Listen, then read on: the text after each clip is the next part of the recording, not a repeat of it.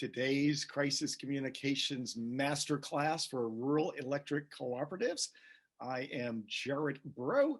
It is January 2021, and 2020 seemed to throw everybody for, well, let's just say it threw us all a curveball. Not everybody, but most people. And we're trying to all recover from that and move on. And I thought that this is now the fourth time we do a masterclass. The masterclass is sponsored by Situation Hub. And if you have not gone to the Situation Hub website to do the tour, I will simply ask you to just take some time to do this. This is not a sales presentation for Situation Hub. What my goal is for once a month for us to get together and look at best practices in crisis communications. Normally we do this at 1 o'clock Central Time on the first Thursday of the month, but this month with New Year's, I thought we'd give everybody a week to breathe. Next month we'll go back to first Thursday, and throughout the year we'll go back to first Thursday. Our guest today is going to be Karen Moore. She is the CEO of Baldwin EMC. Karen started at Baldwin in 1994. That's when she first came on board. And then 10 years later, 2004, they went, you know what, you're doing a great job. We're going to make you VP of Member Services and Communications and PR and all those other good features. And then 10 years later, her boss, Bucky, retired, and she became the CEO in 2015. So we're going to talk with her today about the mindset of planning. She's definitely one of those people who is a planner, which is why I wanted her to be here with us early in the year. My name, if you haven't met me before, is Gerard Braud. It looks like Gerard Braud, but I'm Cajun French, so I get the weird pronunciation, Gerard Braud. I've been doing crisis communications in some way all my life. In 1979, I started out as a reporter. I'm going to stop sharing the screen for a second. I was digging through some photos and I found this gem. This is my Anchorman photo that I always think is so hilarious. And Karen and I were talking about the prepared mindset, and we'll talk about the influence of scouting on both of us. But Karen, I found this picture of me at scout camp at Salmon Scout Reservation, 1973. Apparently, I thought that shovel would make me possibly be able to be Smokey Bear one day. And I still have my old hat that I use. Well, it's more of a museum piece. But back to my background is I was a journalist. I was the guy who showed up at your door. I did radio, TV, and print. Most of it was TV. And I would watch people make the same mistakes every day. And I would wonder, why doesn't someone train them not to do that? Why do they go on camera with me and say things they shouldn't say? So I started first doing media training, and then that bridged into writing crisis communications plans and doing the crisis communications drills and the things I've done with many of you over the years. And then 2020, last year, in fact, right 1 year ago, is when I launched Situation Hub. Situation Hub, just in a nutshell, if you haven't looked at the demo, is it allows you to collect information about your crisis, share it with the internal teams, confirm that information, and once you agree it's right, you hit one button and it automatically writes a news release so that you can send it out to your stakeholders, to your members, to the media if you need to, or whatever. But our objective here is never for it to be a sales pitch for anything. I just want us to get together once a month and share best practices. In a real world, in a normal world, we would be seeing each other right now in January at CEO Close-Up, probably in Palm Springs instead of wherever you are. We would be seeing each other in April at the Connect conference or something like that. Or we would be seeing each other at state conferences. This year this 1 year ago, I was in Kansas, in Topeka, speaking at the Kansas State Conference. But we don't see each other anymore in person. So I thought this would be a good place for us to get together and try to do some higher level thinking and get together both as friends, colleagues, and best practices. As we talk about crisis communications, I want to remind you that the way I always think about it and the way I encourage you to think about it is to think umbrellas and fire extinguishers. You don't buy an umbrella because you hope it rains. You buy it in case you need it. You don't buy a fire extinguisher because you hope you have a fire. You buy it in case you need it. And we live in odd times right now. We've had 1 year of the COVID crisis, and it's going to really probably last us another 6 months to 12 months. And the reason is because this is the weirdest crisis ever. Rule number one for me in a crisis is to manage the crisis, make it stop. And I've never seen a crisis where if a house is burning, I've never seen half the people watching the fire go, don't put water on the fire. If 3 people are dying inside, I've never seen people go, let them burn, don't go get them. In a crisis, if there's a fire, you put water on it, you rescue whoever. And COVID has just been a really, really bizarre event for us. So let's hope that we're seeing light at the end of the tunnel. As we speak about crisis communications today, my definition is any situation that has the ability to negatively affect your revenue, reputation, and brand. Negatively affect your revenue, reputation, and brand. And in the world of crisis planning, if you've got a good crisis communications plan, it allows you to gather information, confirm information, and then prepare a statement. It doesn't always say that you're going to release the statement. Doesn't mean you're calling a news conference, but it means that you've got your gun loaded in the event that you need to share that information. And as we talk with Karen today, what we're going to look at is the various aspects of the 5 steps to effective crisis communications, which are to do a vulnerability assessment, which is to really examine everything that could go wrong. And I'm encouraging all of you, I've done these with many of you already. And traditionally, I would tell you once a quarter, schedule a vulnerability assessment with your crisis management team or your executive leadership team. My new prescription is, while we're still in the COVID phase, let's do these 15 minutes once a month. I think 15 minutes can change your life just to get everybody together and really keep your eyes on the prize. Because with COVID, what we're seeing is you have COVID plus hurricane, you have COVID plus forest fire, you have COVID plus derecho, you have COVID plus snowstorm, and all the other compounded crises that are now going on. So vulnerability assessment, 15 minutes a month will help you very much. If you need help with that, call me and I'll go ahead and make sure that you're on the right path to those. Second part is having a crisis communications plan and make sure that plan is a living plan. The third part is to make sure that your library of pre-written news releases are robust so that if you have a crisis, you grab a pre-written document as a Word document, you fill in the blanks, you select the multiple choice, and you're rocking and rolling. For those of you who are already subscribed to Situation Hub, the rule is you log into Situation Hub, you answer the questions, you push the button, and boom, within 3 to 5 minutes, it can write a news release for you. So having that library of pre-written news releases lets you communicate almost at the speed of social media. And then the 4th phase is to media train your spokespeople. 5th phase is to make sure that you are doing drills. And I'm a big believer that you can sprint through every one of these things. There's not a step on here that can't be done in somewhere between 3 to 5 hours and at the most a day. So those are your goals for the year. And I want to now bring in Karen. Karen and I got to know each other back in 2010 because we essentially did that sprint together. We got together for 2 days. At the time, Aaron Bradshaw was there with his co-op, and it was 3 jobs ago, I believe it was, right? It was Chelco, and from Defuniak Springs. And then we also had Ron Barnes in the mix from Coast Electric, and Karen was head of communications at the time at Baldwin. And in 2 days, we did the vulnerability assessments, we did the crisis communications plan, and we built a library of pre-written news releases. But Karen, what I really want to dig into with you is your mindset.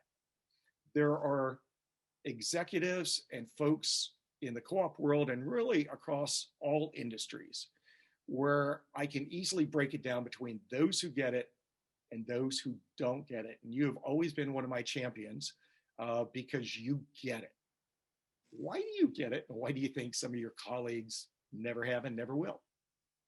Well, you kind of gave a hint earlier, and I should have submitted my Girl Scout photo to you, but when Jared was talking to me about being on the webinar today, I answered that question, and I said, well, Jared, it goes way back to my childhood. And I said, I was a Girl Scout, and I guess it really stuck because the motto of Girl Scouts is to always be prepared. And it has been just a mindset ever since then. And there's a cliche, prepare for the worst and hope for the best. And so I've always tried to be prepared and hope, that you don't have to use the tools and skills you train for. And I think too, I say this often, it's like an insurance policy.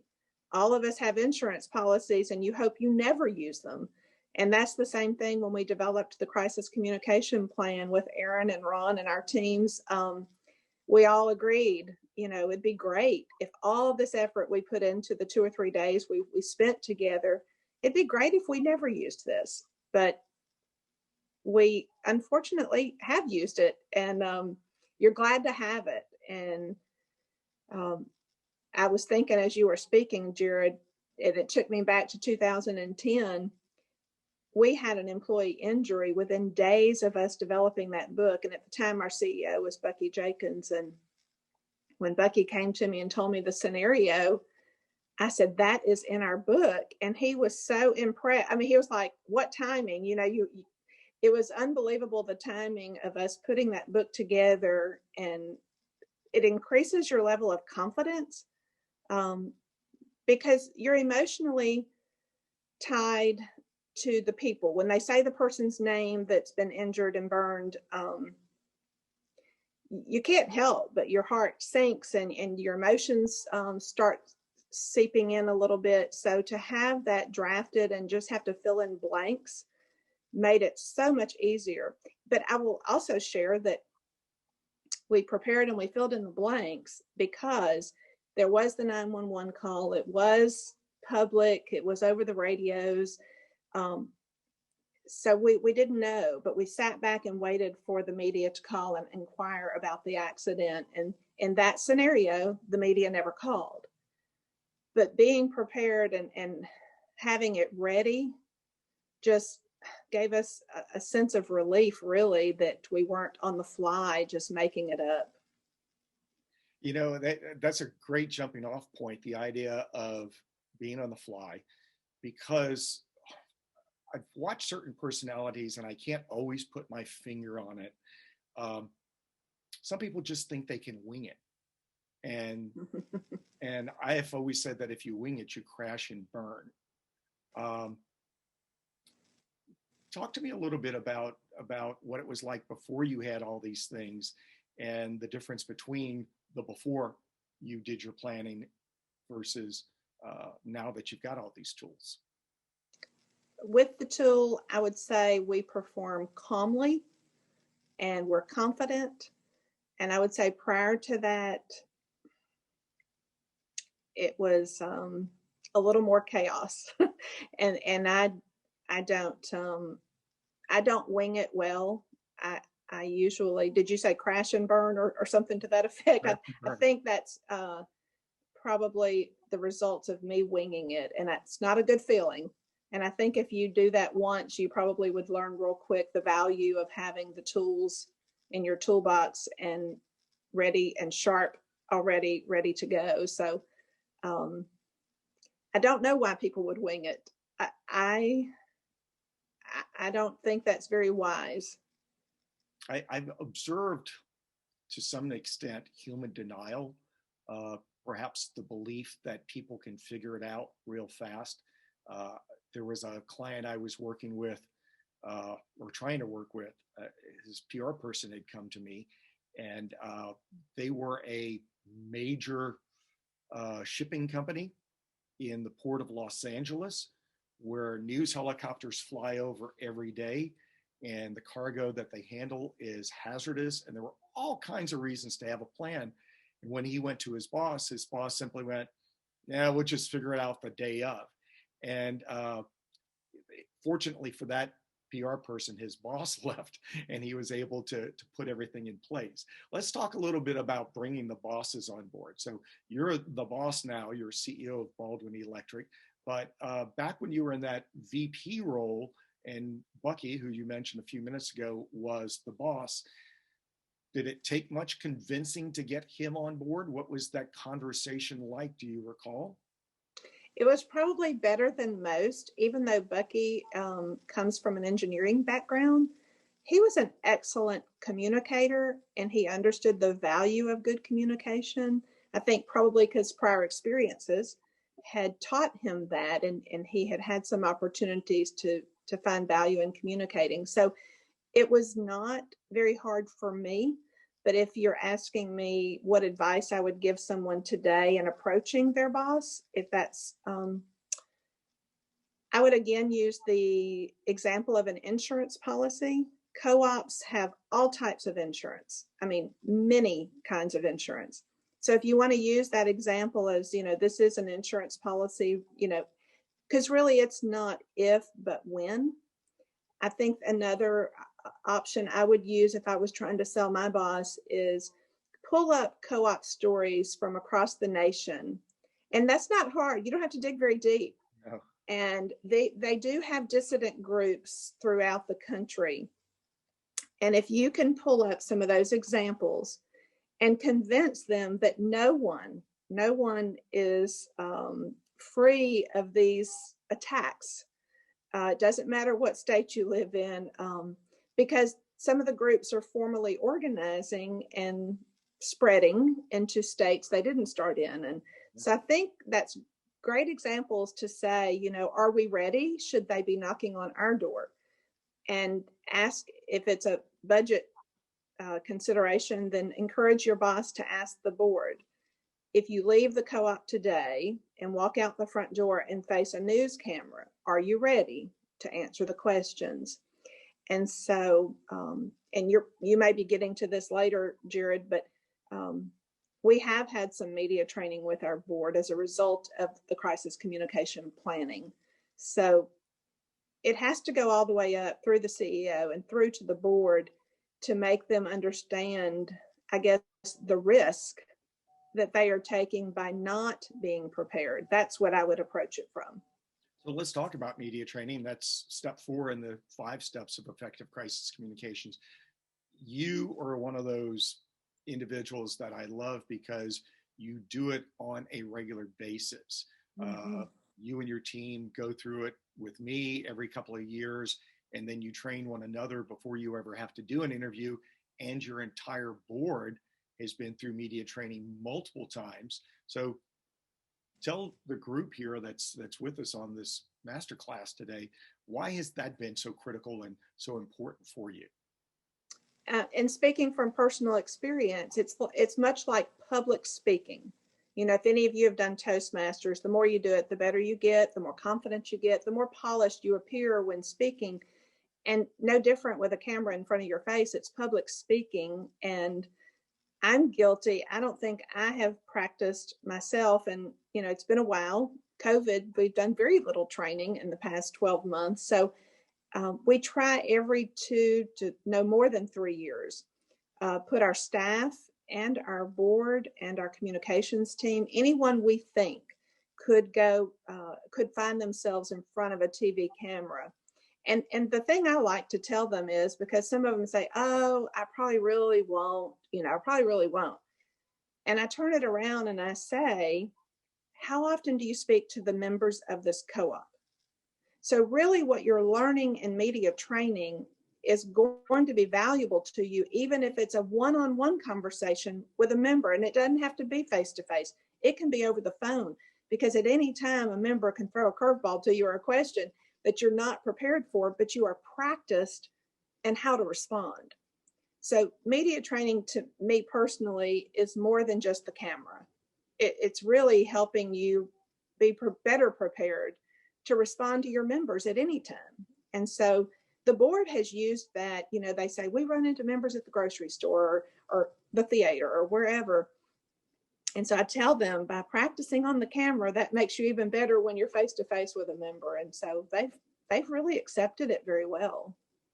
And one of the things that we accomplished when we were with your board is um, many of them, when a member would confront them about an issue, they wanted to get into a deeper conversation about it and often try to persuade the member to believe a certain way when the member wasn't going to be won over.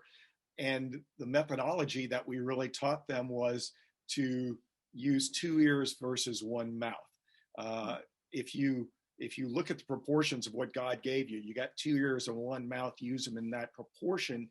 And by letting those members, letting those board members learn to listen more and then ask questions and then listen more and then redirect them to an expert who is an employee rather than trying to tackle it in the grocery store or the barbershop, I think that just really helped all of them out. Would you agree? I would agree. I think we also used the phrase less is best, and we tried to get them to minimize their responses or teach them how to professionally hand that off. Let me have Karen Moore call you tomorrow or call you this afternoon. Just giving them permission to not feel like they had to have the answer to every day-to-day business question that they might get kind of relaxed them more and made them feel better about having the right way to answer the member. We also provided them with a card that we put in their wallet as a result of that media training, so that on one side, if the media calls you and asks you, do you know about blank, and your answer is yes, this is what you really need to say. And if the media calls you and you don't know this is going on, here's another reply. Both were very subtle handoffs. We try to get them to let us handle the answers, and then we call them back and tell them how it was handled, so they can follow up with the member at that point and say, I understand you spoke with Karen and it's been resolved. Are you satisfied? So we've tried to give them less is best, short little answers. They're involved, but they're not into the details. Yeah. So for all of you who are joining us today, if you've never done that, not only just for your board, but for all of your employees as well, to have just go to the printing company and print business cards that both tell the person what to say, but also that they can hand off to the person they're talking to. Because way back, I guess, Karen, we did your crisis communications plan, I think in 2010. And then one of the things we did shortly after, in addition to your media training, is we did a day of ambassador training. So in an all hands meeting, I think we brought in a shopping cart from somewhere, and we literally let people role play being in the grocery store when you got the name of the co-op on your hat and you got the name of the co-op on your overalls. And the scenario we talked about was somebody turns around to Sean and go, Sean, I see you work for SEMO. Boy, those rates are high. And an employee would go, oh, look, I pay the same high rates as you. And we learned that people would agree with the negative. And what we had to teach them was an appropriate answer and then how to hand off. So even doing that with your employees, I think made a big difference, because many of them are, a lot of people in the technical field tend to be an introvert. And it's embarrassing for them if they're with their spouse and their kids in the grocery store and they get confronted with where they work. Yeah, that was at our all-employee training day. We have twice a year where it's Columbus Day and President's Day. And so one of our sessions, because the employees were saying, gosh, I don't know what to say when the member says this or that. So we took the most popular scenarios they're confronted with and did some role playing and tried to help them feel more confident in how they handle those abrupt questions they might get in public. Now, let me say this about media training. I know some of you have been through media training before that we've done together. Some of you have done training with other trainers. And sometimes when you propose media training, people will run because it's an extension of speaking in public. But I will say this, the conversation to have with someone, if you need to convince them to do media training, is to remind them that it is better to mess up in private than it is to mess up in public. the one thing I don't like today about media training is that when we do it, all of the video is digital, whether you're recording in an iPhone or an iPad or a digital camera. When I first started doing this, I used to carry around a $50,000 Betacam. And that Betacam would go on the airplane with me, full-size broadcast tripod, tungsten lights. We would light up that place like a studio. And what I loved was at the end of the training, being able to look at the trainee, look at the members of the class, and I would take out the cassette from the camera and I would start pulling out videotape, and I would give it to each of them and say, now pull on this, and all of your mistakes stay here, and now we throw it in the trash. With digital, the best we can do is say, okay, look at my computer, I'm deleting the files right now. And it doesn't give the same relief as letting someone destroy that tape. But just remind your colleagues, it's about messing up in private.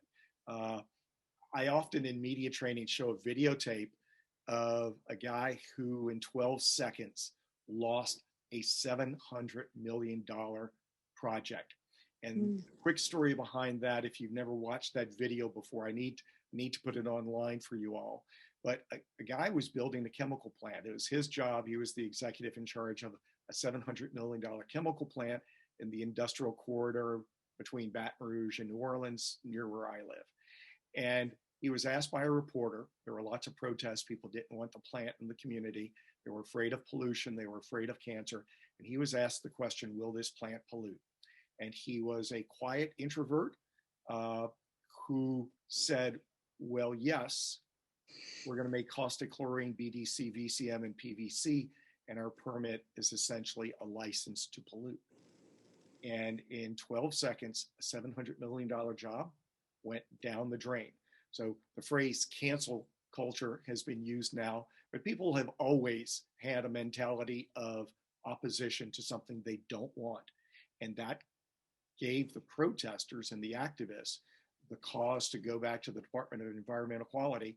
And not only was the $700 million project lost, 400 permanent jobs in that community, 4,000 construction jobs that would have taken about 3 years, plus all the taxes that would have been paid for roads and schools and other causes within the community, all went down the drain because time was not spent effectively training and preparing. Let's jump off, Karen, to something else you guys are great at doing, which is crisis communications drills, another opportunity to mess up in private instead of messing up in public. Why have you been such a fan of those drills for you and your teams? Well, I guess ever since the very first one, which was not too long after we put the crisis communication book together with all the 70 plus scenarios, you convinced us that that was the right thing for the next step.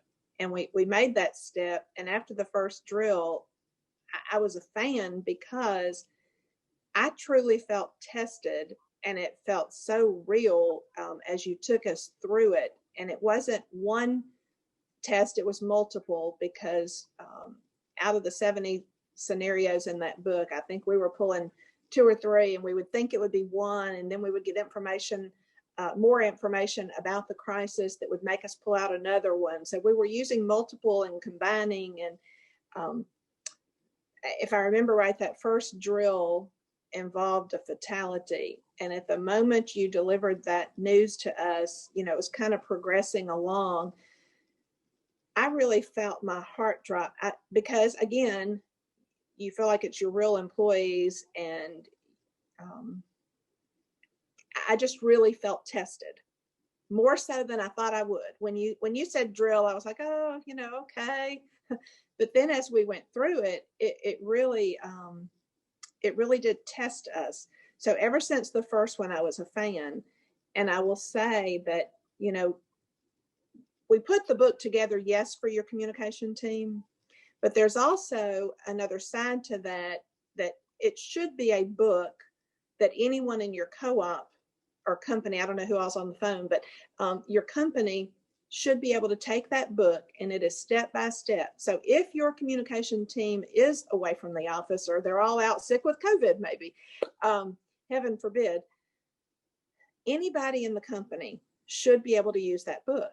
So after we did 2 or 3 drills with you, Gerard, our communication team decided that we would try to put our own drill together, but our test was going to be not for the communication group. It would be testing the executive team. And so the scenario played out through the morning to where it ended up that no one from the communication team was in the office. In fact, one of our communication members was taken hostage. She was up at the North Baldwin district office when the, I think, robbery took place. And anyway, it played out that no one from communications is available. And it was interesting to see, we timed the executive team on how long it took them to find the book. There had always been one in the central area right next to the executive assistant's desk in the cabinet. And it took them a little while, but once they got the book and got it into the conference room, they really were able to follow step by step the, fill in the blank scenarios. They appreciated that because, they didn't have to think, they just had to kind of circle. And then watching who it was that they were going to put in front of the camera, because for those of you that are familiar with this plan, the idea is that you communicate in less than 60 minutes. Your first communication, you should be out there in front of them in less than 60 minutes. And so we actually, I'll say this, it was a struggle and a challenge because we wanted to put the same curveballs into our plan that Gerard threw at us. So we were trying to be equally challenging to the executive team. And then so when we got to sit back and kind of watch them perform and test them, it was fun. And it was more fun being on that side than on the side of being tested. But I will say this, there were 3 or 4 of us working to put the drill together, and it took months of planning and meeting and coming up with the right scenarios. And I will say this, Gerard, after we did it, we said, Gerard is worth every penny he charges, because it challenged us to come up with the drill. But if you go through with crisis communication planning, don't just test your communication team. You really need, because who had ever thought of COVID when we did this 10 years ago? I mean, it's true. Your communication team can all be gone, away from the office, conferences, meetings. It doesn't have to be sickness, but somebody at your office has got to know where the plan is and be confident in being the person delivering the message to the media. So don't forget to test and drill past your communications team. So I thank you so much for all of that. There are a couple of really important things for those of you who already have a plan or who plan to write a plan. Karen touched on something that we've tried to do in every plan, which is it has to be so thorough, nothing falls through the cracks, but yet so simple that anyone who can read can execute it. That is outrageously hard to do. I will tell you that the first time I wrote a plan was 1996. I spent 90 days doing nothing but that. And then I tore it down and rewrote it for 90 days. And then I tore it down and rewrote it a third time for another 90 days. And then that was 1996. And then every time I write a plan, something is changing. So for all of you who have one of the existing plans, comes from my original plan, all of you have that concept of anyone who can read can execute it. But it was really hard to make something very complicated very simple. So for those of you who are challenged to do this, if you've been assigned that task, please make that one of your goals. The other thing about that type of plan is the more specific, the more terrific. So the more you can precisely say, at the beginning, you do this, this, this, the tasks are assigned to these people, and they have this much time to complete the task, which leads us to the second important thing that Karen said, which was every plan that I write says you have to communicate to the outside world in 60 minutes after the onset of the crisis if you choose to issue a statement. In other words, don't take the usual 3 or 4 hours. if the public knows about it, a statement needs to go out. It doesn't have to be a news conference. It could be on your website or some other medium that you use. If you send out an email blast to members or whatnot, 60 minutes or less. The problem with that is in an age of social media, that is 59 minutes too slow. Facebook, YouTube, Twitter, and all of the other social media applications are now giving us a way to go live. There was a horrible police shooting, an ambush, where 3 police officers were shot in Baton Rouge on a Sunday morning. And I came home from church. I had an alert on my phone about it. I looked online, and one person, as the shooting was going down, was live on Twitter with Periscope at the time, and another person was live on Facebook, which was brand new technology at the time of the crisis. And it was 5 hours before the mayor and the governor came out with a statement, which is just unacceptable. So as you build and as you strategize and as you get ready for this year, you have that need for speed. And that's one of the things that Situation Hub was built to do, was to try to get you to collect the information that it's on your phone or your computer or your iPad. You don't have to find where the manual's hidden. And if you answer a couple of questions, 3 to 10 minutes, it's going to write a statement and your whole team knows what's going on. So whichever method you choose, you want to do that and you want to practice it. So Karen, did you find as you were doing any drills, weaknesses that you were then able to go back and fix at a later point in time, or team members that required additional coaching that had allowed you to be a better leader of the crisis communications team based on what you learned in those drills?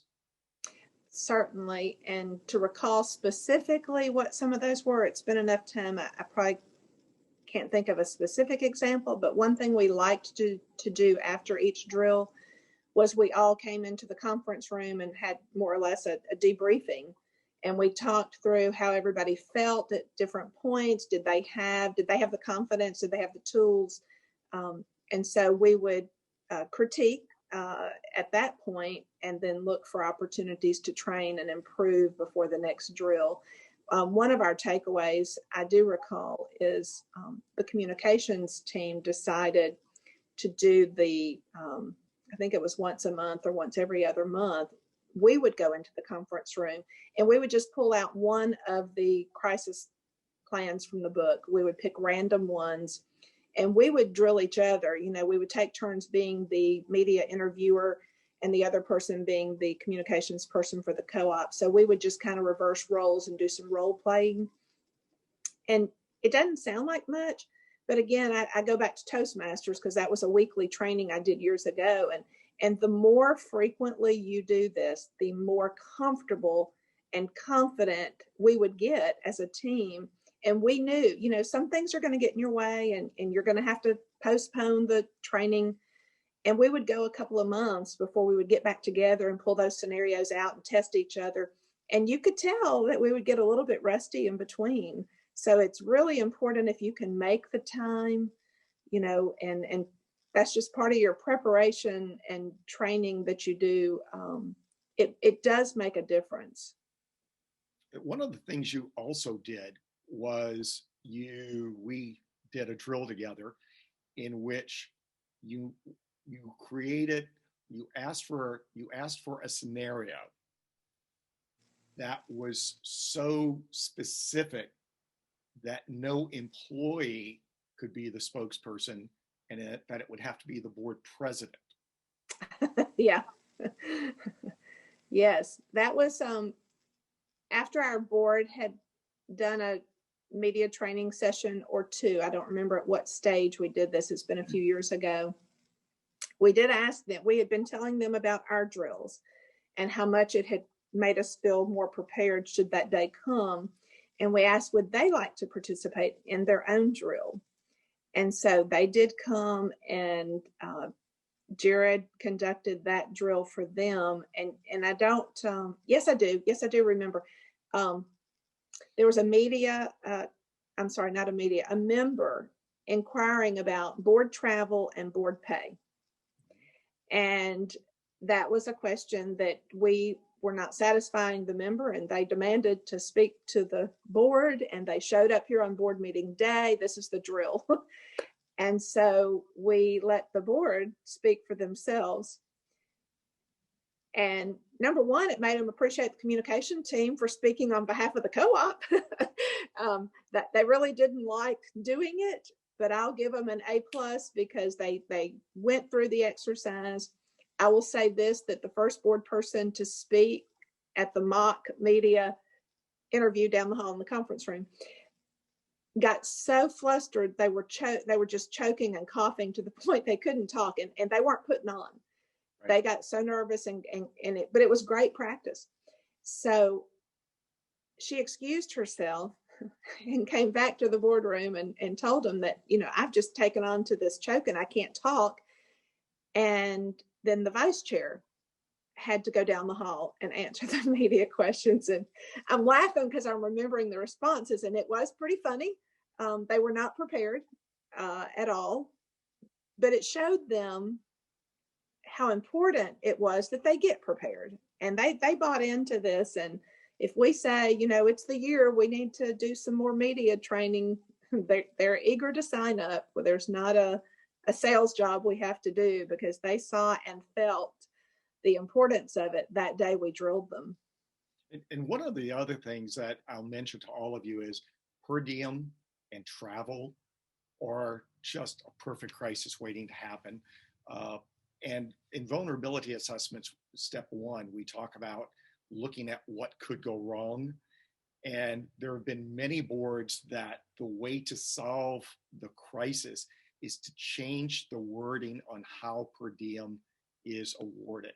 And that means really knowing your members. And if your member has the perception that a board member makes $600 for one day of work because they only get paid their per diem on meeting day, that's a problem, because the average member isn't making $600 a day.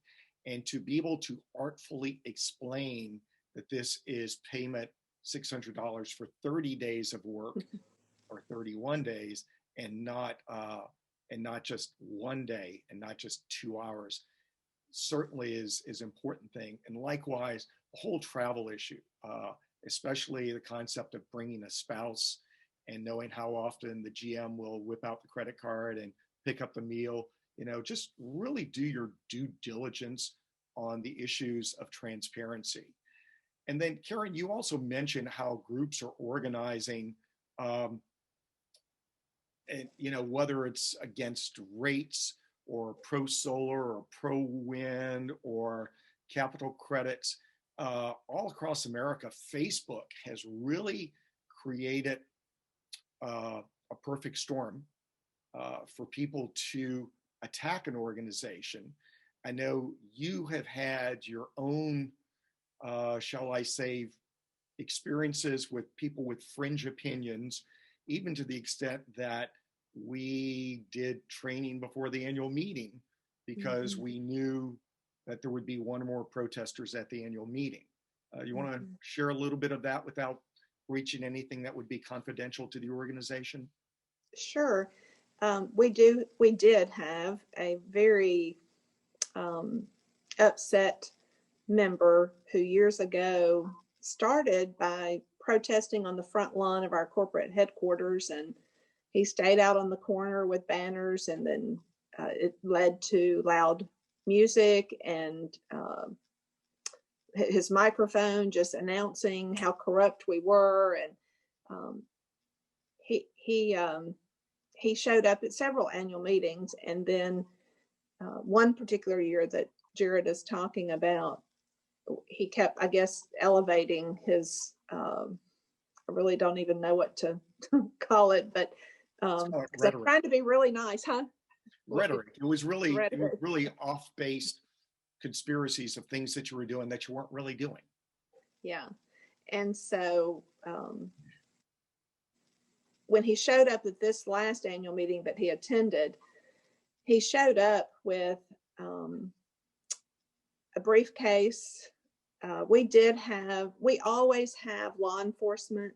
We've always had them in uniform, but he made the comment that we make our members feel uncomfortable because we, have the law enforcement there. So let me just say, mistake number one for Karen Moore was, I thought, fine, I'll put them in undercover. I'll just have undercover cops, And we talked about that a lot. We did. The attorney, the whole team trying to decide uniformed or non-uniformed. So we went with the undercover cops, and if I had to do it all over again, they would be in uniform. But, I tried it. And so he shows up with his briefcase and he prances nearly up to the front row. And we weren't sure what was in the briefcase and if he would show up with firearms. We really didn't know. And he waited until the meeting was called to order, and then he started shouting. And we gave the cue to the undercover cops that, okay, now's the time, go ahead and do your thing. And they carried him out, and it was an awful, awful scene that I'll never forget. But he hasn't been back to an annual meeting, I will say that. The crisis did not get worse. The board, there was nothing on social media about it, except maybe I think his daughter may have said something, but I think the police also explained to her that you were making it worse for Dad. It didn't take on a life of its own. I think, it was an unfortunate situation, but I was glad that your board was prepared. They were. We had him come in the day before, and we went through the what ifs. If he does this, then we do this. And he had been leading to this over years, but he never really did gain traction. The most people he had was his family showing up to help him protest. And I think on a Saturday morning, he might have had 10 people. So he never did gain traction in the community. And you're right. And the day following the annual meeting, the daughter made the comment about how her father was mistreated. But there wasn't a lot of comments or support there. So I think he really finally just decided that he wasn't going to get it, and he gave up. His whole issue this far back was capital credits. And he thought we had a drawer full of lots of money that we owed the members and we should pay them today. Everything we owe them. He didn't understand the capital piece of his membership ownership. And so it all stemmed from capital credits. He was the first one. I know in recent years, it's very common for us to talk about 990s, but I will give him that credit. That many years ago, he was the first one that brought up the 990 form. He's the one that introduced it to all the employees of Baldwin EMC. None of the employees were aware of a Form 990 before this gentleman shared it on his own blog website thing he had created to try to get a following. So I will say this to all of you is, think about the demographics of your board. As I started working with co-ops now 15 years ago, it always struck me that when I looked at the board, I saw my own father, who has passed now, but I saw that World War II veteran who was stoic, who would tell it like it is, who wasn't going to take anything off of anybody, who my dad surprisingly refused technology. He got really mad. He was a former school teacher, and he rejected technology the first time my uncle came home with a Texas Instrument calculator. And so Dad never had a computer. We forced him to have a cell phone just in the automobile. He never understood that he could talk to us as long as he wanted, that it wasn't a long distance call. But he personified what many of you have as board members. I don't use that email. I'm not going to be on that social media foolishness. You've heard them. You know what they're saying. They grew up some of them in a different generation than you and I, usually the generation prior to us or 2 generations prior to us. So I would say that your crisis communications planning really needs to take that board into consideration, because they can make or break you. What questions do you guys have for Karen? Karen, you want to take a few questions? We've got 10 minutes left here. Sure. Just if you have a question, wave at us and unmute, And Sean, you got one? Go ahead. Hey, Karen, you mentioned so with electronics now, because when Jared came here 5, 6 years ago, I have all that stuff, on my computer. But are you still printing out all those? And how many do you have in each location? Those crisis plans, those templates. The last time I was involved in it, Sean, I think we had 5 or 6 different books. Each communicator had their own book. We had one in the executive area that would be shared by all the VPs. That was the go-to book for our drill that they eventually got to. I don't, unless I know Taylor's on the line. If she has the answer to that, please feel free to jump in, Taylor. But our communication team has grown a little bit. We've got Rebecca plus 3 others and our VP of communications, certainly. So I don't know how many books they're printing now. And I know that, Jared has introduced the Situation Hub, which has taken it electronic. So I think they're probably doing a variety of things right now. I would say for all of you, each person on the crisis management team should have 3 copies. One at your desk, or in this case, your workstation, wherever you are at home. One on the nightstand, in case it happens in the middle of the night. And then the third one in a clear plastic bag in your automobile. And then also have it on a jump drive so that you can access the documents, put it on your computer. You don't want too many people to have it because you don't want too many people thinking they're authorized to issue statements. But that's part of the training mechanism. And January is a perfect time to do an orientation. Let's get the team together right now in January and let's read through the plan. Let's edit the plan. Let's do a vulnerability assessment and make sure that you've got everything that you need. So many of you who use my systems, I send you 2 or 3 updates during the year. So as soon as COVID broke out, I sent you all a document for COVID precautions. And then we followed that up with COVID if people get ill. And then you received a document in case, heaven forbid, an employee fatality occurred or there was a cluster outbreak or it was affecting members in any which way. So 3 copies in 3 different places, jump drive. And then like we were saying, if you're using Situation Hub, it actually mimics step 1 of your crisis communications plan, which is how to gather information and how to confirm that information. It mimics step 2, which is bringing the crisis communications team together, because with one button, it alerts everyone. So there's no more sending emails and calling trees. You hit the alert button and everybody gets a text and everybody gets an email alert. And then step 3, it brings them to the situation room where everybody gets to view the statement, and you view it not for finesse of writing style, but is it true or false? If it's false, take the statement out. If there's an error, correct it. If it's true, use it, and you hit one button and boom, it's published, or it's ready for you now to publish on your website or whatever means of communications you use. So just make sure whatever mechanism you're using, that right now in January, take the time to test the plan, pull out your documents, do a vulnerability assessment to see what don't we have? What template don't we have? And the first call is just call me and go, Jared, do you have a template for this? I thought I had one, but I don't, because there's a good chance I got one that I wrote for somebody. I try to give them all to you as soon as I know that I got one. Who else has a question for Karen? We're going shy here.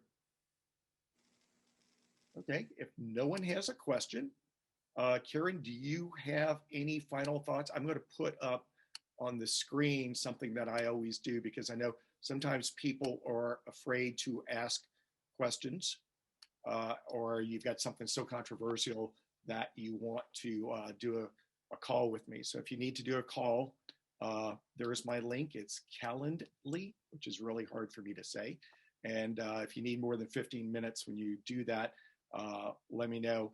And if you're interested in Situation Hub, we always, whenever we do these calls, make the offer that you can get the $299 a month plan for $99 a month as a discount. If you're already using all of my other systems, there's even a cheaper price for those of you who are regular subscribers. But with that said, Karen, what final thoughts do you want to share with the group? I just love seeing everybody together. It's been a long time, and it's fun to see some familiar faces, and hopefully no one has a crisis for 2021. It's going to be all good and a great year, successful year. I see Aaron making the sign of the cross. That's a good thing. I think with a lot of prayer, we're going to have a great year. Well, I thank you so much, Karen. You know, one of the great things about co-ops is it's a family. And Karen isn't just a client, you're just a great friend and somebody that I respect. And you've been so kind and helpful to me over the years. So I just want to give another big thank you. I miss seeing you face to face, but it's good to touch base every now and then. Thank you. That was very kind. And if I can be of help, that's the co-op spirit. We're there for each other. Sounds good. So I want to thank all of you for being on today's co-op masterclass. Our next one will be 1 o'clock Central Time, first Thursday of the month in February. And I will take this recording and digitize it, and I'll send a follow-up email to each of you in case you want to share it with any of your coworkers, or if you want to share it with your board members. It's free to share.